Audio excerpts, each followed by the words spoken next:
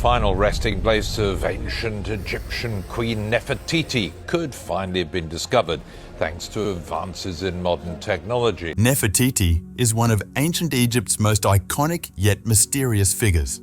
Much of her story, and her family's, was deliberately erased from history. While King Tutankhamun captures the world's attention with his golden mask, the true drama may belong to the queen who came before him. For over 3,000 years, Nefertiti was known only through a single image: a serene limestone bust, a symbol admired but silent, a queen frozen in time. That silence, however, has begun to break. Advances in genetic research, combined with newly examined ancient texts, have opened the door to a radically different understanding of her life, her power, and her role in one of Egypt's most controversial dynasties. What once seemed like a forgotten story is now slowly being brought back into the light.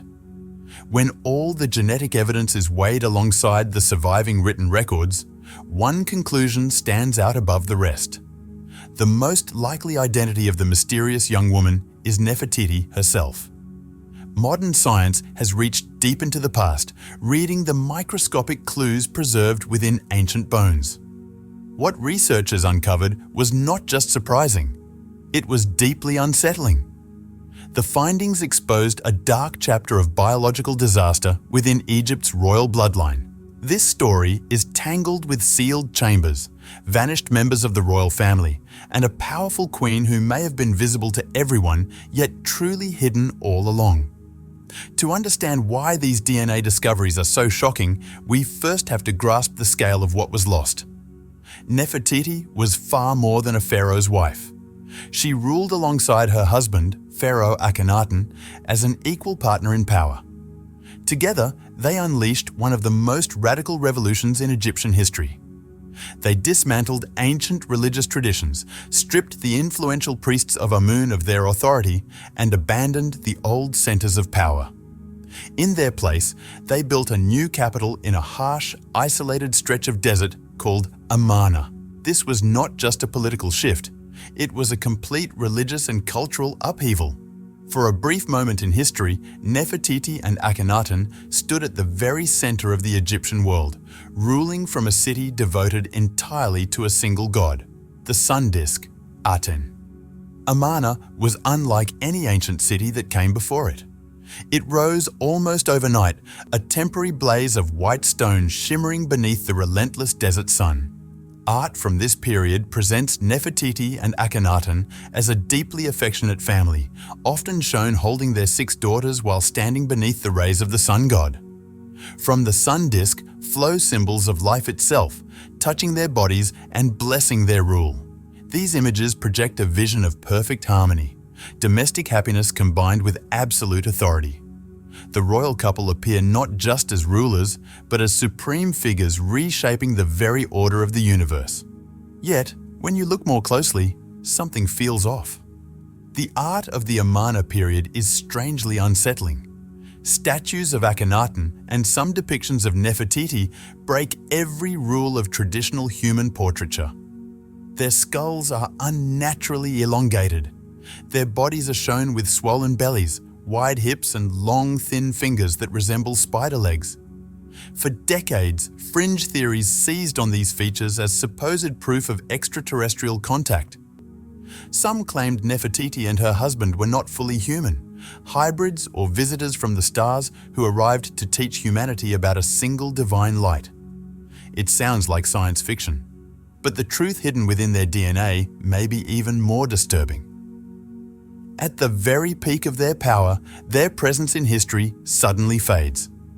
One moment, Nefertiti is shown leading festivals and striking down enemies in temple reliefs. The next, she vanishes completely. By the 12th year of Akhenaten's reign, her name disappears from official records. There is no account of her death, no mention of a grand funeral. And most troubling of all, her tomb has never been found. It is as if one of the most powerful women in ancient history was erased in a single breath. For centuries, historians believed that Nefertiti had simply fallen out of favor. Some thought she was exiled. Others assumed she died during an epidemic. Yet the total lack of evidence never felt accidental. It seemed intentional, like a crime scene where every trace had been carefully wiped away. Her world was dismantled piece by piece. Temples were torn apart for building stone. The names of pharaohs were violently chiseled from inscriptions. The city of Amarna was abandoned and left for the desert to reclaim.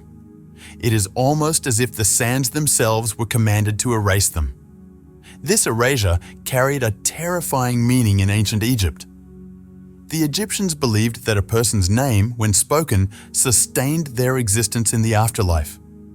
To destroy a name, to scrape it from stone, was to destroy the soul itself. It condemned a person to eternal oblivion, a fate far worse than death. Someone did not merely want Nefertiti removed during her lifetime. They wanted her erased from eternity, stripped of any chance to reach the field of reeds or find peace beyond death.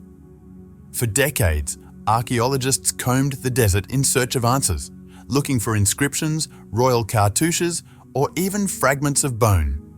Many mummies were uncovered, but the great royal wife remained missing. She became the greatest phantom in Egyptology. Millions of visitors lined up in museums to gaze upon her face, yet the woman herself was nowhere to be found. Solving her disappearance became the ultimate prize, the holy grail of archaeological research. Eventually, science began to catch up with history, and the sands slowly started to give up their secrets. Even before modern DNA analysis existed, researchers uncovered burials in the Valley of the Kings that didn't fit the established story. The valley is a land of silence and death, a sun-scorched canyon where pharaohs hope to sleep forever. But it is also a place of chaos. Over 3,000 years, tomb robbers, flash floods, and political enemies ravaged the graves, shattering their original order. In 1817, the Italian explorer Giovanni Belzoni uncovered one such tomb. It was later labelled KV21, and it would become central to a mystery that still echoes today. Belzoni had been searching for gold, jewels, and magnificent statues. What he found instead felt like a disappointment, though it would later prove to be a treasure of an entirely different kind. Inside the tomb were two female mummies, stripped of their wrappings and ornaments, abandoned to decay in total darkness. They had no names, no inscriptions, no identity. Some early accounts even described them as headless, and for a long time they were largely ignored. One of the women lay with her arm crossed over her chest, a burial position reserved exclusively for royal wives and consorts. Yet, without a name, she was reduced to just a body, her condition suggesting the aftermath of a brutal robbery.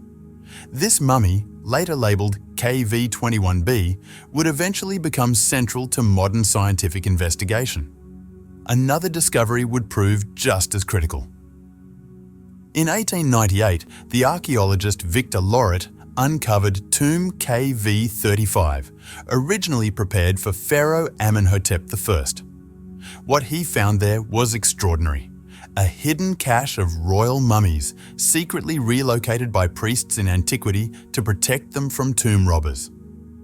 Imagine stepping into a dark, stale chamber where generations of Egypt's greatest kings lay side by side. But in a small side room, away from the honoured dead, 3 unwrapped bodies were found, discarded without ceremony. There was a young boy, an elderly woman, and a young woman. The young woman, later known as the Younger Lady, was especially haunting. Her body had been violently damaged in ancient times, most likely by looters. Her ribcage was smashed. Her right arm was gone. A massive hole tore through her face where her mouth and jaw should have been, leaving what looked like a silent scream frozen into dried flesh. For more than a century, she remained a museum curiosity, anonymous, tragic, and overlooked. Visitors passed her by without realizing that she might once have been the most powerful woman of Egypt's 18th dynasty. It wasn't until 2010 that researchers chose a radically different approach. Instead of relying on appearance or inscriptions, they turned to genetics. At first, they weren't searching for Nefertiti at all. Their goal was to rebuild the family tree of Tutankhamun, whose lineage had been deliberately distorted by later rulers hostile to the Amarna period. Scientists carefully drilled into ancient hip bones, extracting bone marrow and isolating both mitochondrial and nuclear DNA from these nameless mummies. When the results came back, they stunned the archaeological world. The DNA revealed that the younger lady from KV-35 was the biological mother of Tutankhamun. Even more astonishing, she was also the full sister of another royal mummy from the same lineage. History had been hiding in plain sight, encoded not in stone, but in blood. This discovery dramatically narrowed the list of possible identities. The mummy found in KV-5 almost certainly belongs to Akhenaten. The genetic markers, estimated age, and evidence from the burial site all align. Since Akhenaten is widely accepted as Tutankhamun's father, the identity of the boy king's mother must be found among Akhenaten's closest relatives. And this is where the problem begins. According to historical records, Nefertiti is never described as Akhenaten's sister. Most sources identify her as the daughter of a powerful court official, often referred to simply as A. This creates a serious contradiction between written history and genetic evidence. We are left with two unsettling possibilities. Either the younger lady truly was Nefertiti, and our understanding of her origins is fundamentally wrong, or she was another woman altogether whose name has been erased by time. Several theories attempt to resolve this. Some scholars suggest the mummy could belong to a secondary wife named Kia. Others believe it may have been one of Akhenaten's own daughters, married to him in an effort to preserve the purity of the royal bloodline. Yet one detail refuses to be ignored. Facial reconstructions of the younger lady show a striking resemblance to the famous Berlin bust of Nefertiti. The high cheekbones, sharply defined jawline, and the placement of the eyes all seem to echo the same face. It raises an uncomfortable question. Could genetics be pointing toward a truth we hesitate to accept? That Nefertiti may have been both sister and wife to the pharaoh, and that this union deepened the dynasty's genetic crisis. The DNA evidence revealed more than family connections. It exposed a biological nightmare. The genetic profile of the Amarna royal family shows dangerously low genetic diversity, a hallmark of generations of close intermarriage. What was once a golden dynasty now begins to look painfully fragile, held together by power, secrecy, and failing bloodlines. Egyptian kings often tried to preserve what they believed was a divine bloodline. They modeled their marriages after the gods themselves, Isis and Osiris, who in myth were both brother and sister. But biology does not bend to ideology. Modern genetic analysis has revealed a dangerous buildup of harmful recessive mutations in both Tutankhamun and his mother. These mutations help explain the many health problems seen in the young king: skeletal deformities, severe foot issues, curvature of the spine, and a weakened immune system. The royal family, far from being godlike, was physically fragile and plagued by illness. Scans of the younger lady reveal bones that were unusually delicate. Some geneticists believe she may have suffered from Marfan syndrome or a similar condition, one that can cause elongated limbs, thin fingers, and a narrow frame. Others point to Antley-Bixler syndrome, which can affect skull development and lead to abnormal bone fusion. Seen in this light, the strange and distorted images of Akhenaten in Amarna period art may not be symbolic or otherworldly at all. They may reflect real physical traits rather than imaginary alien features. This medical context also forces a re-evaluation of the younger lady's injuries. For decades, her severe facial damage was blamed on tomb robbers. But modern CT scans tell a different story.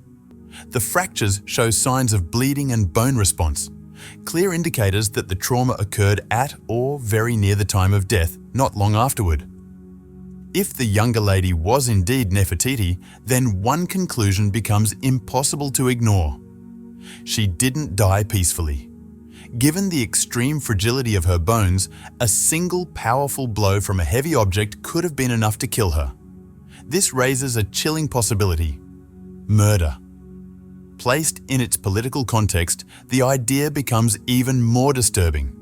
Akhenaten had shattered Egypt's traditional foundations. He disrupted the economy, outlawed the worship of the old gods, and alienated both the military and the powerful priesthood. After his death, Nefertiti may have been left standing alone, bearing a legacy that many in Egypt desperately wanted erased. Could the priests of Amun, determined to restore the old religious order, have chosen to eliminate the queen? Or might a military strongman like Horemheb have decided that the only way to save Egypt was to permanently remove the symbol of heresy? One detail carries deep symbolic weight: the broken scepter. In ancient Egyptian belief, a ruler needed a scepter to wield power in the afterlife, to speak spells, and to appeal to the gods. By destroying her scepter, her enemies may have been ensuring not just her death, but her silence for eternity. Even more tragic is the hereditary dimension of the story. DNA taken from the two fetuses buried in Tutankhamun's tomb reveals that the royal bloodline did not merely weaken, it came to an end. The children were likely stillborn, victims of severe genetic defects caused by generations of close intermarriage. The Amarna dynasty did not fade away. It collapsed under the weight of its own biological failures. Some scholars believe that an epidemic mentioned in texts from the period may have struck with particular force because of these genetic weaknesses, turning illness into disaster for the ruling family. And even if the mummy labelled KV21b does not belong to Nefertiti, her DNA still forms a crucial link in this grim chain of deformity and death. She emerges not only as a ruler of immense power, but also as a victim of the very tradition of closed royal marriages that the elite themselves upheld. Another complicated piece of the story must be added to this already tangled history. Before Tutankhamun took the throne, Egypt was briefly ruled by a shadowy figure known in the records as Smenkhkare. For many years, historians assumed this ruler was a man, perhaps a brother or son of Akhenaten. But a different possibility is now gaining ground. Some scholars suggest that Smenkhkare may not have been male at all. Instead, Nefertiti herself may have survived beyond the 12th year of Akhenaten's reign, stepped into power, and ruled under a new royal name, Neferuaten. Like the earlier Queen Hatshepsut, she may have adopted full pharaonic titles and authority. There are subtle but intriguing clues to support this idea. Inscriptions hint at a ruler wearing the double crown of Egypt, yet depicted with distinctly female body features. Objects found in Tutankhamun's tomb show signs of reuse, names carefully scraped away and replaced as if they once belonged to someone else. Even Tutankhamun's famous golden mask raises questions. Some researchers note features they consider feminine, including pierced ears and facial proportions that resemble the Berlin bust of Nefertiti. Could these objects have once belonged to her, passed down, reused, or seized at a time when her identity was already being deliberately erased? If Nefertiti truly ruled Egypt as a pharaoh, it would also explain another enduring mystery: why no traditional royal tomb has ever been found for her. Her reign and her burial may have been deliberately hidden, just as her name was. Pharaohs were typically buried in the Valley of the Kings, but royal wives were not. If Nefertiti had ruled as a pharaoh and worshipped Aten, erasing her memory would have been an even greater challenge for the restorers of the old order, perhaps the final straw for those loyal to Egypt's traditional gods. A dramatic twist comes from a Hittite text. It tells of an Egyptian queen called Dakamunzu, who wrote in desperation to the Hittite king, "My husband is dead, I have no heir. Send me one of your sons, and he will become my husband and king of Egypt." The letter reads like the plea of a woman surrounded by political predators. If this queen was Nefertiti, or possibly her daughter, her request to bring in a foreign prince reveals extreme desperation. The Hittite king, though cautious, sent his son, but the prince never crossed into Egypt. He was eliminated, likely as part of a deadly political maneuver. This episode suggests conspiracy at the highest level. Vizier I, who appears in many Amarna period images, may have been willing to remove a foreign claimant, and perhaps even Nefertiti herself. According to this version, she was murdered. Her body was hidden, intended to be forgotten. Where is she now? The mummies from KV35 and KV21 offer tantalizing genetic clues, but nothing conclusive. This uncertainty fuels one of modern Egyptology's most controversial theories. In 2015, British Egyptologist Nicholas Reeves reported something remarkable. Laser scans of Tutankhamun's tomb revealed faint linear marks beneath the plaster, suggesting a hidden doorway. His explosive hypothesis, Tutankhamun's tomb is not a final resting place on its own, but a corridor leading to a larger, secret burial, possibly Nefertiti's. The reasoning is compelling. When Tutankhamun died unexpectedly at a young age, there may have been no time or resources to prepare a full royal tomb. In a moment of crisis, the state may have repurposed the tomb of the senior queen, partitioning it for the young pharaoh and sealing it off. The tomb itself is unusual for a male ruler, small, letter-shaped, and more typical of female burials. If Reeves is correct, Nefertiti could be resting just behind the wall, mere steps from millions of tourists each year. Ground-penetrating radar scans have produced mixed results. Some detected voids that sparked hope for a hidden chamber. Later studies were inconclusive, leaving the question unresolved. Even the Berlin bust of Nefertiti, the iconic image of her beauty, has been questioned. Some claim it is a modern forgery from 1912, a pigment experiment later mistakenly passed off as genuine. If so, the idealized beauty we've come to associate with her may be artificial, yet genetics brings us back to reality. The women from KV21 and the younger lady truly existed. They lived, suffered, and died young. DNA has stripped away the romanticized image of the Amarna period, revealing an era shaped by arranged marriages, disease, and ruthless political intrigue. Nefertiti emerges not only as a symbol of beauty, but as a martyr of genetic and political tragedy. Modern science has given us a detailed genetic map of the Amarna rulers, but instead of solving the mystery entirely, it has exposed a grim story written in blood and bones. The ultimate question remains, is the battered younger lady really Nefertiti? Or does her true resting place still lie hidden behind Tutankhamun's sealed wall? Every new analysis brings us closer, but the final answer continues to elude us.